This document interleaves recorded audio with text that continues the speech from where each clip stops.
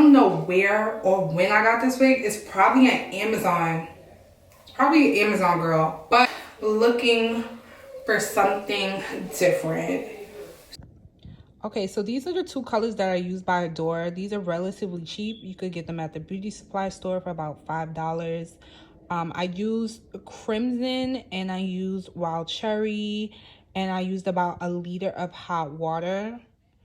I did use more Crimson than Wild Cherry and I used about a half a bottle of each. But later I did regret it because this was not really the desired color I was going for.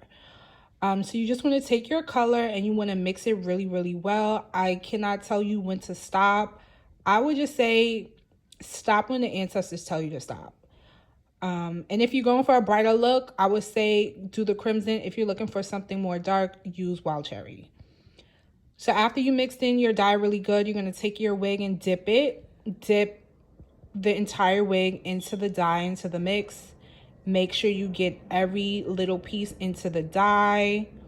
And the water is really hot, so I am using my brush to help me dip my wig. And then I left it in there for about a minute or so. It didn't really take me that long because this is a 613 wig, so it doesn't really take that long.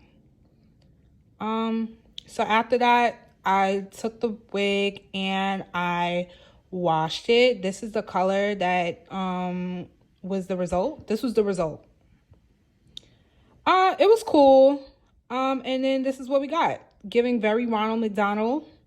Giving very Party City wig. Giving very Stripper 2014. But we're going to make it work because this is just what we do. So after that, you want to flat iron your wig really good. I think you should definitely invest in a good flat iron because I feel like this makes or breaks the wig or any hairstyle really in general. You just want to make sure it's good. But this wig, usually I put oil on wigs before I flat iron them or hair in general, but I didn't have to because this wig had a lot of shine.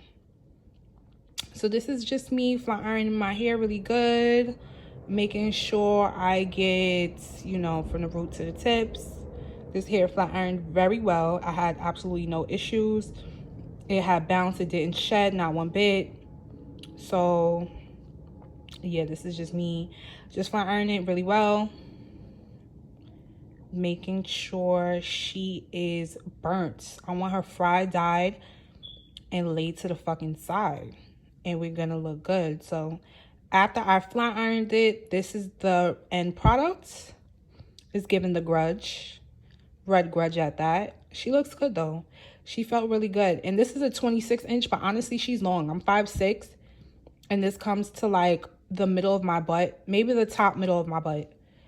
After that, you want to part it in the middle. I gave her a little part, and I used my wax stick. I think I used Care, but you could use any wax stick. And then I just hot combed her real good.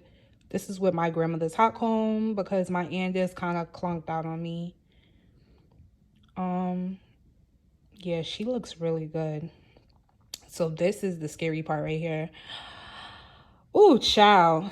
Y'all ever had bangs in junior high school and they were too high? I kind of have PTSD from that. So I make sure I cut longer than what needs to be cut because you can always fix a long bang, but once your bang is short, you're kind of fucked. So I kind of just made sure that my bangs was a little bit longer. And then after that, I just went back over it with the extra trim.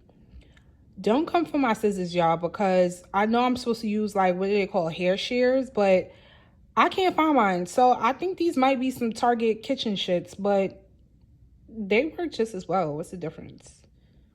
I don't know. Somebody tell me what's the difference. But anyway, we're going back. We're bumping our bang.